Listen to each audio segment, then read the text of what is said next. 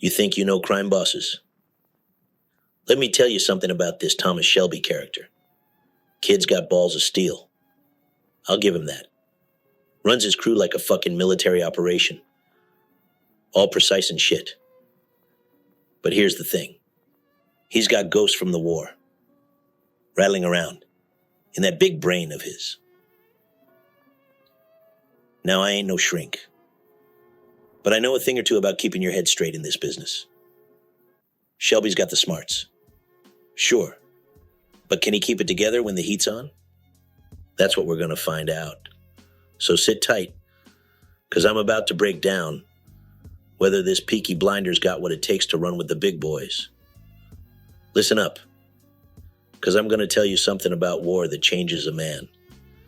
This Shelby guy, he's seen some shit in the trenches that'd make your average wise guy piss his pants. We're talking about the kind of horror that turns your blood to ice and your dreams into fucking nightmares. But here's the kicker. All that horror, it turned him into a fucking chess master of the streets. Picture this. Shelby's running his crew like it's D-Day all over again. Every move calculated like he's still dodging bullets and outwitting the enemy. I hear he's got a photographic memory. Remembers every face, every detail. That's some valuable shit in our line of work. Let me tell you. You know how many times I've wished I could remember every schmuck who owed me money, or every rat who tried to cross me. It's a gift, plain and simple. But let me tell you, those war memories, they don't just go away. They stick to you like glue, day and night. I did my time in the can, sure. But this guy, he's living with ghosts 24/7. Every time he closes his eyes, he's probably back in those muddy trenches, watching his buddies get blown to bits. That kind of shit, it changes you, makes you hard, makes you see the world differently. Now, you might think that'd make him weak, all messed up in the head. But here's where it gets interesting. Those nightmares, they're like fuel for Shelby. Makes him ruthless, always 10 steps ahead. He's got this look in his eyes, like he's seen the worst that life can throw at him, and he ain't scared of nothing no more. That's the kind of guy who can stare down a barrel of a gun without flinching. But remember, kid, a man haunted like that, he's a fucking time bomb waiting to go off. You never know when all that pent-up shit is going to explode. One minute he's cool as a cucumber.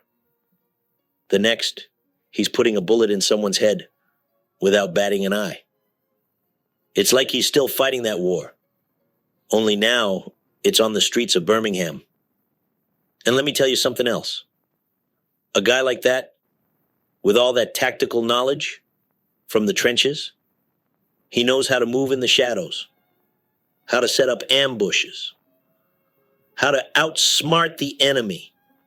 In our world, that enemy might be the cops, rival gangs, or even your own crew if they get any funny ideas. Shelby's got that edge, that military precision that makes him dangerous as fuck. But here's the thing that really gets me thinking. This Shelby, he's got his family involved in the business, right? Now, I'm all for family loyalty, but mixing blood and business, that's a ticking time bomb if I ever saw one. On one hand, you got people you can trust with your life. On the other, you got a weakness that your enemies can exploit. It's a double-edged sword, and I've seen it cut both ways. Now let's talk about something that can make or break a boss. Family. You think you know family business? Let me tell you. What Shelby's got going on makes the Corleones look like a bunch of Boy Scouts at a fucking picnic. We're talking about a family that's more tangled up than a plate of spaghetti in a tornado. You ready to hear how deep this rabbit hole goes? See, Shelby's got this tight-knit clan, right? Brothers, sister, aunt, The whole 9 yards. Sounds great, don't it? But here's where it gets messy. Mixing family and business is like playing with dynamite. One wrong move, and boom, everything you've built goes up in smoke. Take his brothers, for example. They're his right-hand men, sure. But let me tell you, it ain't all sunshine and roses. You got Arthur, who's supposed to be the muscle, right? Guy's got more issues than a newsstand. He's battling his own demons. Addiction, mental health, the works. And who's got to clean up the mess? Tommy Boy, of course. It's like trying to run a business with a loose cannon strapped to your back. Then there's John. Now get this. Tommy had a thing with John's girl, Lizzie Stark. You think that didn't cause some bad blood? Broke off John's engagement and everything. I mean, come on. You don't shit where you eat. And you sure as hell don't mess with your brother's woman. That's family 101, for Christ's sake. And don't even get me started on the women in his family. They got claws, and they ain't afraid to use them. Take his sister, Ada. She goes and shacks up with this commie bastard, Freddie Thorne. Tommy thinks the guy's going to bring down the whole operation. It's like having a fox in the henhouse. You know what I mean? Causes a rift bigger than the Grand Canyon between Tommy and Ada. Now, Shelby's smart. He keeps them close. But here's the million-dollar question. Can he make the tough calls when it comes to family? Or is he going to let sentiment cloud his judgment? Because let me tell you, in this business, sometimes you got to be willing to clip your own cousin if it comes down to it. You got Polly, the aunt. She's like the consigliere, right? The brains behind the throne. But even she's got her own agenda. She wants to find her long-lost kids. And Tommy's worried it's going to blow up in their faces. It's like juggling hand grenades. One wrong move, and it's game over. And just when you think it can't get any more complicated, in walks Michael Gray, Polly's long-lost son. Kid thinks he can come in and restructure the whole damn company. Can you believe the balls on this guy? Tommy sees it for what it is. A fucking betrayal. So what does he do? Kicks the kid to the curb. Family or not, you don't mess with the boss. All right, listen up. You think you've seen it all? Wait till you hear about Shelby's next move. This guy ain't satisfied with just running the streets. Nah, he's got his eyes on a bigger prize. The fucking government. Now, most of us wise guys, we steer clear of that political bullshit. But Shelby? He jumps in head first, like it's a pool full of cash. You gotta wonder, is this guy a genius or just asking for trouble? Let me paint you a picture. After the Wall Street crash, our boy Tommy decides to become a member of parliament. Yeah, you heard me right. A gangster in the Labor Party. It's like watching a fox try to play nice with the hounds. But here's the kicker. He's not just playing dress up. Nah, he's orchestrating deals left and right. Picture this. Shelby's sitting across from Inspector Campbell, offering to take out some political pain in the ass named Freddie Thorne. In exchange, the cops look the other way when it comes to his gang's business. That's the kind of move that separates the men from the boys in this game. It's all about leverage, kid. And Shelby? He's got it in spades. But don't think for a second that Shelby's playing it safe. This guy's willing to dance with the devil himself, if it means getting ahead. He's making deals with the IRA, selling stolen machine guns like they're hot dogs at a ball game. It's a dangerous game, mixing with those kind of people.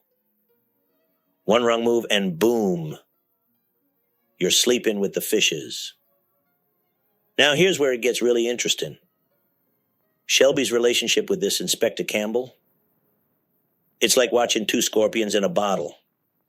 They need each other, but they'd stick a knife in each other's back given half a chance. It's a delicate balance. And one wrong step could send everything crashing down. You'd think Shelby's gang would be all for this political power play, right? Wrong. These street guys, they don't understand the long game. They're too focused on the here and now, the quick score. But Shelby, he's thinking big picture. He's trying to turn his little gang into a legit business. It's a smart move. I'll give him that. But it's also risky as hell. Here's the thing about politics. It's a whole different kind of snake pit.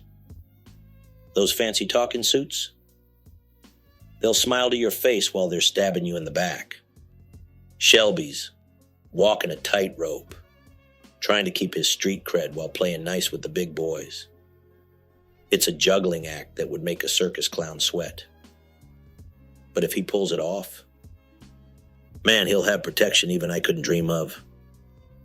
Imagine having the government in your pocket. No more worrying about the cops or rival gangs. You'd be untouchable. But remember, kid, in politics, today's allies are tomorrow's rats. Shelby better watch his back, because everyone's going to want a piece of him. Look, let me tell you something about this Shelby guy. He's making over 100 pounds a day with his little empire. That ain't chump change, kid. He's got his fingers in all sorts of pies.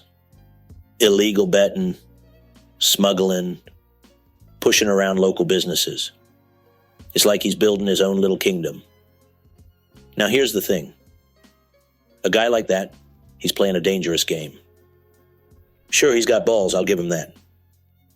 But you gotta wonder, how long can he keep all those plates spinning? One wrong move, and it all comes crashing down. Would I work with him? Maybe, if the price was right. But I'd be watching my back every second. Guys like Shelby, they're always thinking 10 steps ahead. And when you're dealing with someone that smart, that ambitious, you better believe they're always looking for the next big score. And who knows?